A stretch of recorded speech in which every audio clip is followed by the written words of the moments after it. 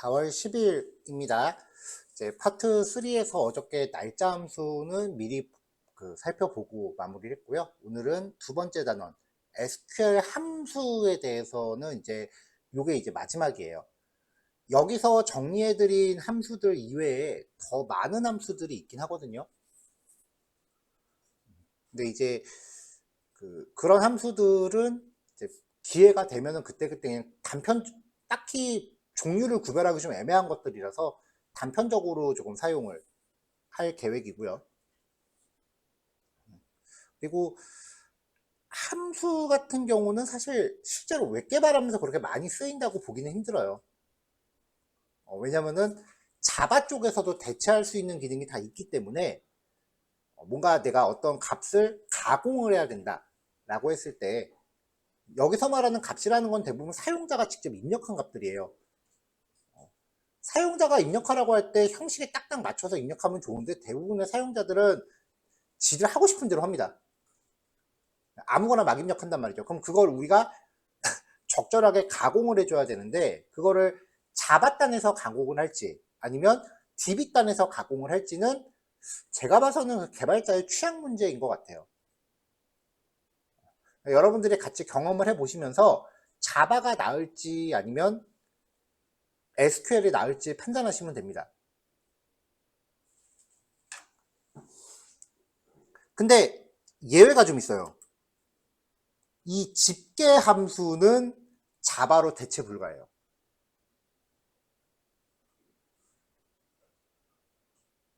그렇기 때문에 우리가 봤었던 함수들 중에 가장 중요한 거 꼽으라 그러면은 두마랑프 이거예요. 굉장히 중요한 단원이다 라는 거예요. 들어가 볼게요. 자, 형벌한 함수는 별거 없어요. 자, 캐스트랑 컨버트가 둘이 기능이 똑같아요. 그래서 컨버트 같은 경우는 캐스트와 동일한 기능이라고 해놨죠. 자, 캐스트 앞에다가 컬럼 이름을 지정하고 as 변환할 타입 이름. 자, 캐스트 따옴표로 감쌌으니까 문자열 1, 2, 3이에요. 이거를 unsigned로 고쳐라 라고 하면 숫자로 바뀌어요. 우리가 int라고 표현을 하죠. 정수. 이게 SQL에서는 두 가지로 나뉘어요. 물론 int도 존재하고요. int도 존재하고 sign이랑 unsigned랑 sign은 부호가 있는 거예요. 그러니까 플러스 마이너스가 다 가능한 거고 unsigned는 부호가 없는 거예요. 그래서 플러스 값만 가능한 애예요. 이게 C 언어까지는 이런 타입이 있었는데 자바부터 사인드, 언사인드 나누는 게 없어졌거든요. 근데 SQL은 아직 있어요.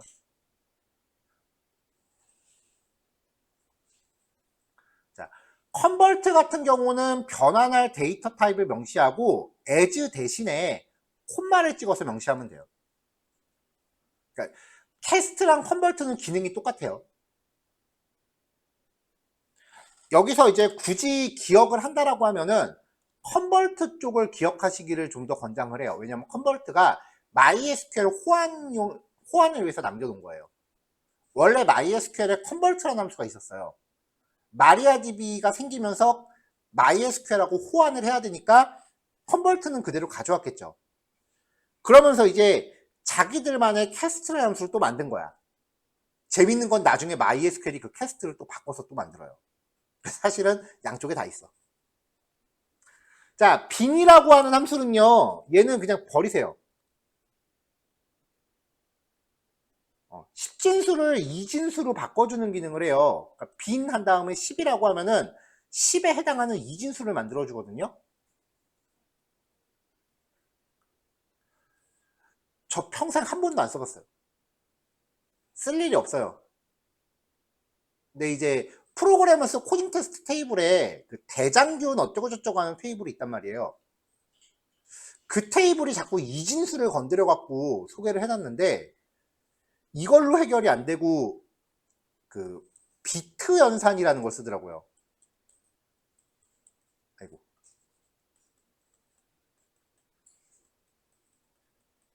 네, 비트 연산자가 뭐냐면은 이진수에 대한 연산이에요.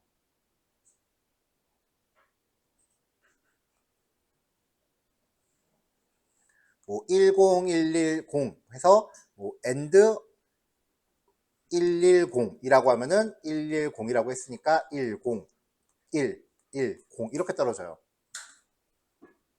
트루 앤드 트루 뭐 이런 식이에요. 근데 이거 제가 봐서는 쓸모가 전혀 없는 거기 때문에 프로그래머스 사이트에서 대장균 어쩌고저쩌고 건드리는 문제는 그냥 웬만하면 그냥 다 제껴버리세요. 봐서 제가 요거는 그 BT 연산 안 해도 되는 문제다 싶은 것들은 제가 추려서 이제 제시를 하겠지만, 만약에 여러분들이 직접 푸실 때 나는 이거 SQL 문제 다 클리어 할 거야 라고 뭔가 약간 자기만족으로 하신다면 내가 말리진 않을게요. 내가 봐서는 이 테이블에 관련된 문제 푸는 건 시간 낭비야.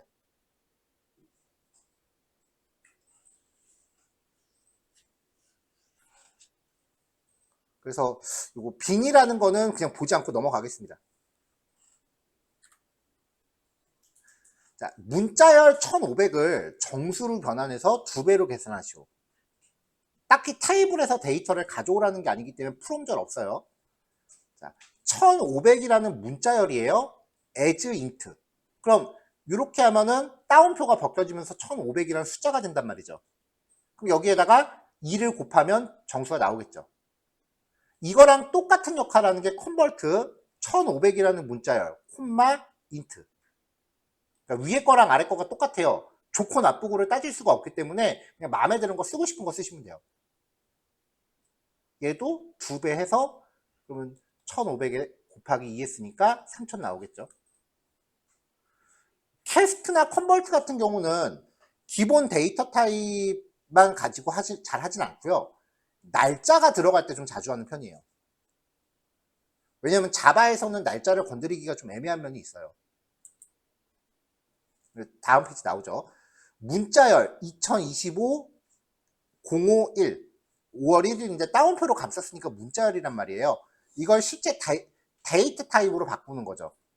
2025년 5월 1일 as 데이트. 자, 여기 앞에 있는 데이트는 타입 변환할 때 쓰는 거고, 뒤에 있는 as는 별칭 붙이는 용도예요. 이 두 as의 용도가 달라요. 그러니까 이러니까 헷갈리잖아. 그럴 경우에는 아래 방법 쓰시면 되죠. 컨버트 2025년 5월 1일을 날짜 타입으로 바꿔라. 그러면 날짜 변환이라는 컬럼으로 이제 데이트 타입이 되는 거죠. 이게 왜 중요하냐면은 2025년 05월 01일 이게 만약에 데이트 타입이라면 이걸로 날짜 연산을 할 수 있단 말이에요. 여기서 100일 후 뭐 이런 걸 구할 수 있는데 문자열이라면 연산 자체가 불가능해져요. 데이트 타입이 안 맞으니까. 그래서 DB에서 타입 변환할 때는 날짜 타입을 가지고 건드리는 경우가 상당히 많아요. 실제로. 자, 문자열 형태의 날짜값 2025년 5월 1일로부터 100일 후는 언제인지 계산하래요. 아까도 얘기했지만 요거 자체가 문자열이기 때문에 이 자체로는 연산이 안 된다 그랬죠. 그래서 2025년 5월 1일을 일단 날짜 타입으로 바꿉니다. 아래도 마찬가지고요. 캐스트로 바꾼 거하고 컨버트로 바꾼 거죠. 자, 그럼 이게 실제 날짜 값으로 바뀔 거 아니에요. 따옴표 벗긴다고 생각하세요.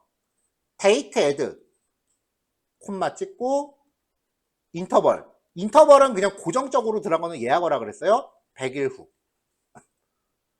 자, 그럼 이제 여기에 걸맞는 연산 결과가 나올 텐데 이거를 출력 형식이 두 자리 연도, 두 자리 월, 두 자리 날짜 사이사이에 슬래시 들어가죠. 데이트 포맷 함수로 가공을 합니다. 형식 문자를 지정해서 별칭 지정하면은 원하는 게 출력이 되죠. 날짜 연산하는 거는 자바에서 잘 안 해요, 실제로.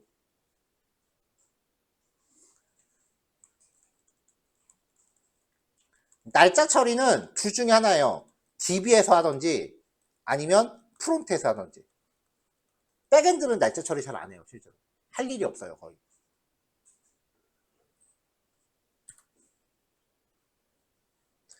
자, 요거는 이제 3학년 학생들을 키하고 몸무게를 이진수로 바꾸라고 한 건데, 이거는 버리세요. 요거는 그냥 버리시는 게 나을 것 같아요.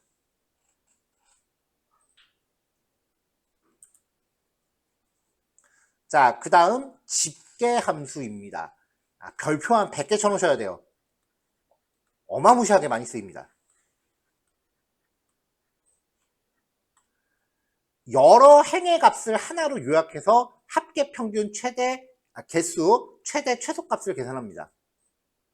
주의하실게요. 이거 SQL 처음 하시는 분들이 이거 되게 많이 틀리는데, 집계함수는 외열절에서 못 써요.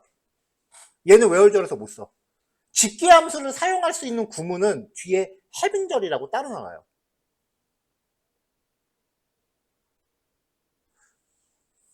카운트, 썸, avg, max, min 등의 함수가 있고요. 그룹 콘캣이라는 함수는 마리아DB와 MySQL에만 있어요. 오라클에는 없으니까 사실 얘는 뭐 굳이 기억 안 해도 되긴 하는데, 이거 기억해 놓으면 되게 쏠쏠해요.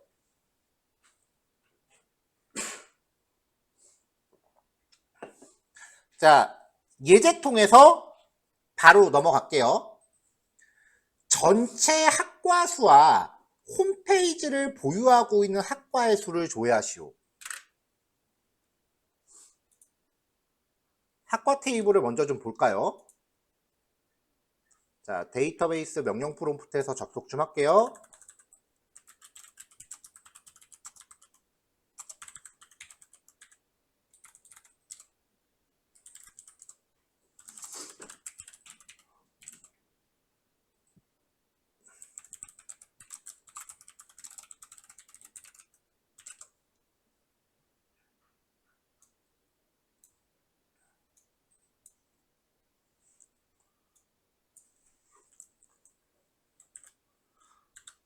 자, 전체 학과 데이터인데요. 홈페이지를 갖고 있지 않은 학과들이 3개가 있죠. 요거를 이제 잘 보셔야 되는 거예요.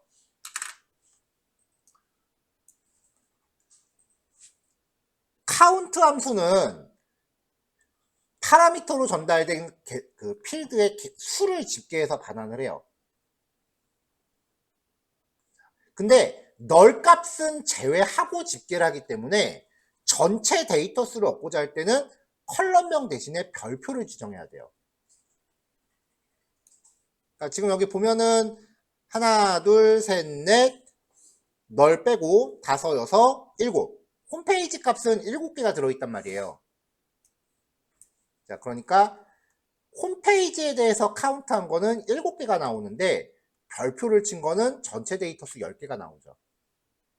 이 차이를 잘 기억하셔야 됩니다.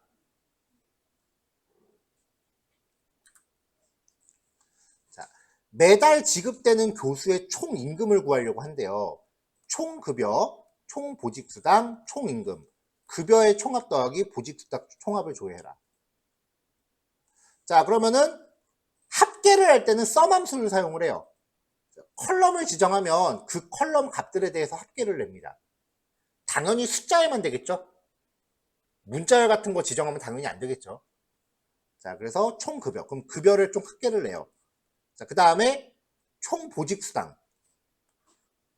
자, 2개 합계 낸 거 더해갖고 총 임금이라고 구했어요. 나오겠죠?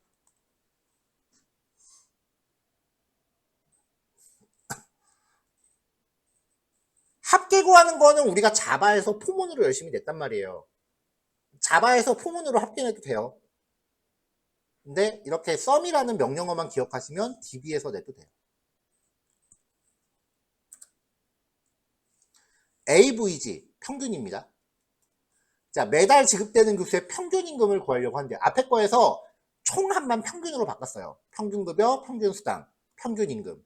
급여 평균 더하기 수당 평균 조회하라고 했어요. 자, 그러면 급여의 평균, 수당의 평균, 그리고 두 평균을 합친 거. 썸이건 AVG건 널 값을 제외하고 계산합니다.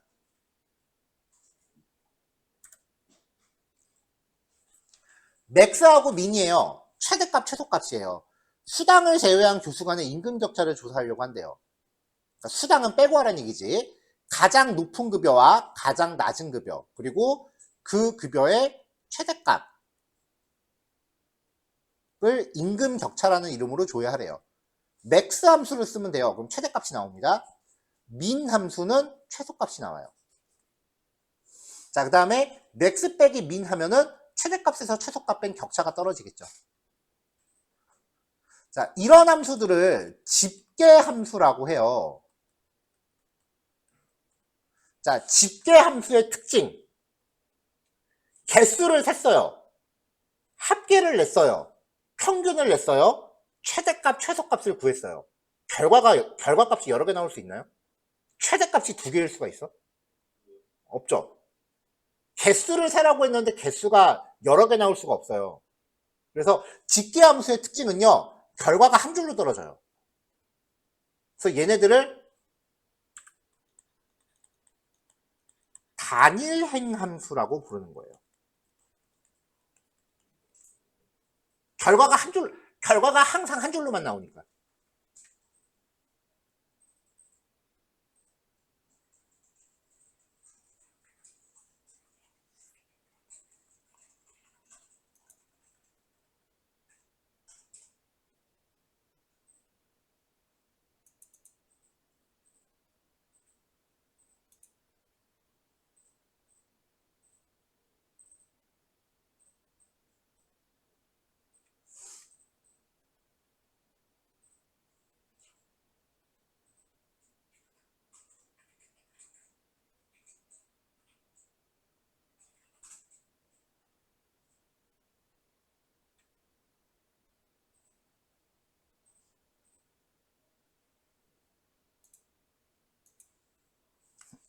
자, 넘어갈게요. 자, 그룹 콘캣은요, 일단 그룹 콘캣 없이 조회한 걸 보면은 바로 이해가 돼요. 자, 그룹 콘캣 없이 해볼게요. select dname from department where log은 공학관 이렇게 딱 하면은 3줄 나오잖아요. 이거를 그룹 콘캣이라는 함수로 바꾸면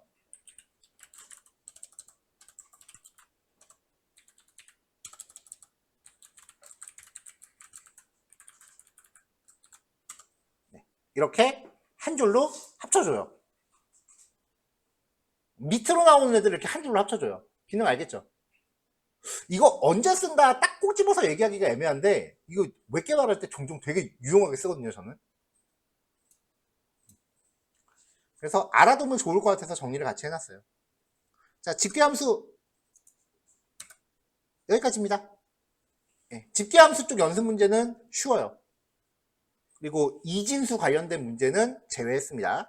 체크리스트 올려놓을 테니까 풀고서 체크해주세요.